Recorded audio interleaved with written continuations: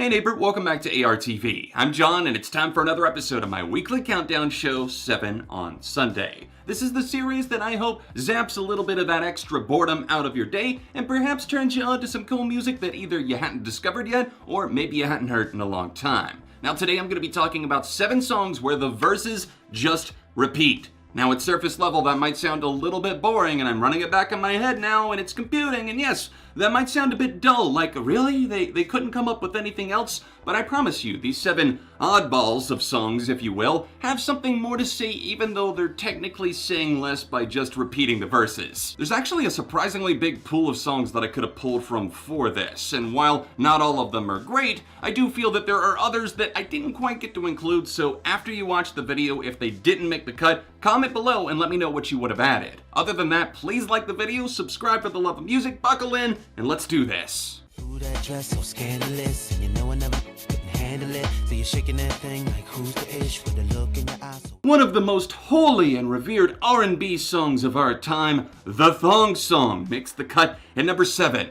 This is by SISQO, and I honestly don't think I could name you another one of his songs. He was pretty big in the early 2000s. Apparently now he's 41 years old and 5'4", about a foot and a half shorter than me. I clearly did my research here, okay? Most of you have probably at least heard a snippet of the original song, or perhaps you've heard Brendan Urie of Panic at the Disco do a cover, or maybe you've seen the Glee cast doing a cover, because God knows on this channel that we bow down to the Glee cast, okay? They are holy, and I am so mad at Drake, he's coming for the record for the most Hot 100 entries of all time. Back off, Drizzy! Oh, the Thong song is one of those tracks that you would probably brag to your friends about if you had all of the verses in that hook memorized. Then I know I'm saying that because I was one of those people. She had dumps like a truck. You know that you're calling that back at some point, but little did you possibly know that the entire song is really just a long run-on sentence that repeats and repeats, and the beat is so smooth, so unwavering, unchanging, really. It's just something that you flutter on the dance floor, shuffle around, and get lost in. But now that we're in quarantine, we can't really do that. We pick apart the verses now, and we see that they really just repeat the whole time. Got my spine, I've got my orange crush. Thank you to the original Rock Band soundtrack back in 2007 for exposing me to R.E.M's track Orange Crush. This is a protest song, an anti-war track that talks about the pesticides that were found over in Vietnam. They were referred to as Agent Orange, and a lot of government officials, military people, and personnel talked about the fact that, oh, this won't harm you, it's gonna be fine, it's okay, it's not detrimental to your health. And then they got back to the United States and started developing things like lung cancer and other diseases, and now we have Orange Crush. This track has a title that I think refers to like a soda, at least that's what comes to mind, but it's something that's actually a lot deeper than that. It talks about all of these negative aspects of not only war and Vietnam, that particular one, but just in general being lied to by the government. And we see Michael Stipe writing this track based around these ideas, and he does repeat himself. The verses loop back, but it actually took me a little bit to actually figure out why he did this. We open up with some drums that sound intentionally like a machine gun to get things started because, again, calling back to war. We have this moody bass, some culling guitars, and his vocals really pull at you. And I just feel that this is a very effective song at doing what it does. It came out in the late 1980s, of course, a couple of decades after Vietnam was really going on, at least all of the war songs that were being written then. But we moved past that to see the effects that it had on culture, and that's what they're exploring on Orange Crush. Indeed, the verses do just repeat, but we get this awesome interlude section, we get a little bit of spoken word, everything really ramps up, and this is absolutely fantastic despite the fact that the verses repeat. They take me away from the strangest place Number 5, Radio Video by the metal band System of a Down. This is one of my favorite groups, and perhaps this track Radio Video is not as thickly layered and hard to understand as some of their others that do have multiple meanings. This one is kind of straightforward in the sense that it's like, hey, we're rocking out, look at us, we're on TV. And it's talking back to the original members of Soil, what they were known as before System of a Down, the members that left, and look, they didn't believe in it, but now System of a Down, at least at that time, were one of the biggest bands on the planet. It's a middle finger to them, and I love that they're not above getting petty and playing dirty.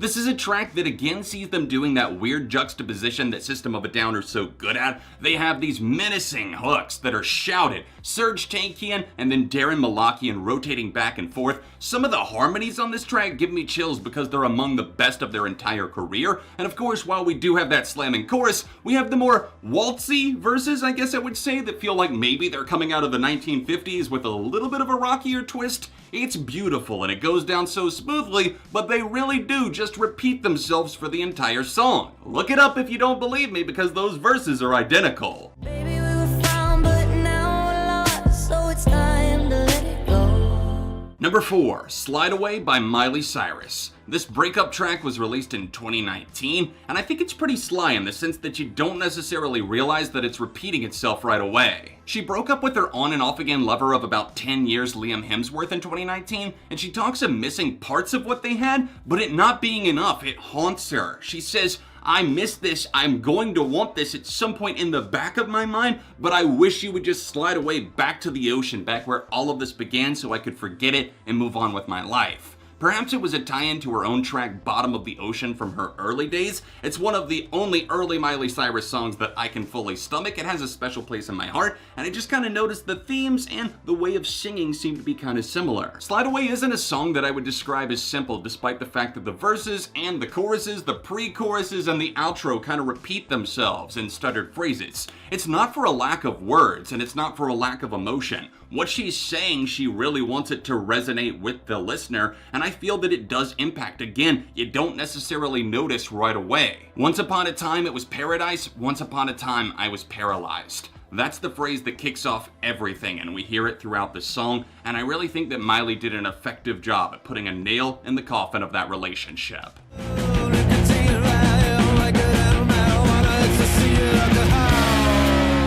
Hey, look what I just happened to be wearing. Feel Good Hit of the Summer comes in at number 3, and this is a song that is nothing more than a list of drugs repeated over and over and over again. Nicotine, Valium, Vicodin, marijuana, ecstasy, and alcohol, and then a chorus of cocaine. How the fuck does it sound this good? Well, according to frontman Josh Homme, this was originally going to be the closing track from their 2000 album Rated R. And I love that he actually turned it into a full-fledged track. Of course, the guitar intensity fluctuates in the background, and that's what makes it feel suspenseful. It builds up to something, and then we get the release of the cocaine hook. But it's not pro or anti-drug. He said that he didn't want to take a stance with this. It's really just kind of a dumb social experiment. It just gets better and better the longer the song goes and the louder it gets. If you listen to the entire record Rated R, which I highly encourage you to do, then you'll actually hear at the end of Fade a reprise of this track, Feel Good Hit of the Summer. All those drugs add up to a big equation of stoner rock, which is what led Josh Homme to calling this a social experiment. He said that the genre was dying and was kind of poking fun at himself, his former band Caius, and of course Queens of the Stone Age as well.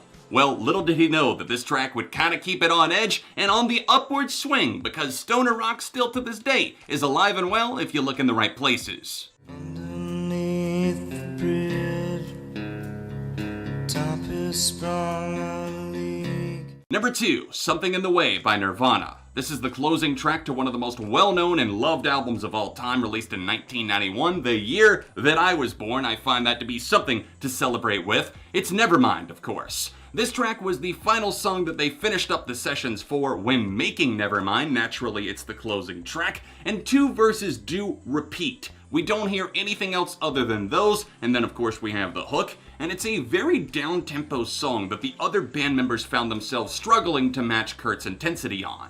And by intensity, I don't mean the fact that he was playing fast or viciously, I mean the emotional intensity.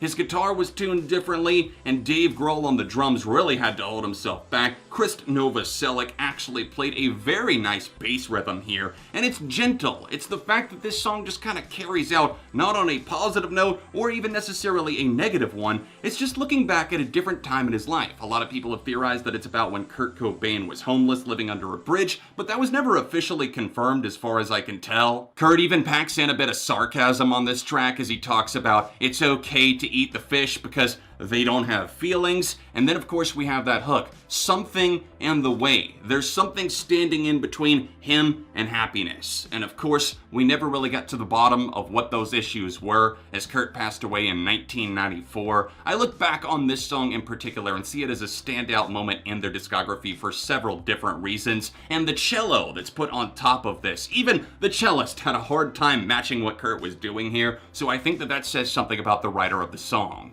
Now I'm falling asleep, and she's calling a cab while he's having a smoke, and she's taking a drag. How could this not be number one, right? Mr. Brightside by The Killers taking the crown and becoming the king of the best song about jealousy ever written. This song gets to me every single time, and the best thing about the track is that it actually does just repeat its verses over and over again. Coming out of my cage, doing just fine, gotta be down because I want it all. Indeed, it is just the same verse sung twice with different inflections from Brandon Flowers to sell you on the intense emotional pain he's feeling. The enunciation of his words feels so authentic, so raw, it makes your skin crawl, and that's why this song has connected to the masses and will never die. It doesn't matter who you are, where you come from, or what side of the planet you live on, we have all experienced jealousy. This song had to make the cut at number one today, simply for the fact that it does repeat its verses, but you don't even care. You want it to repeat because you want to scream it back. Thank you guys so much for tuning into another episode of 7 on Sunday. Do me a massive favor and like this video if you enjoyed it. Subscribe for the love of music. If I missed anything on this list that maybe I didn't get to, then let me know some other songs where the verses just repeat in the comments. And of course, if you want to see last week's episode of 7 on Sunday, tap here, another video here, and I will see you soon for more on ARTV.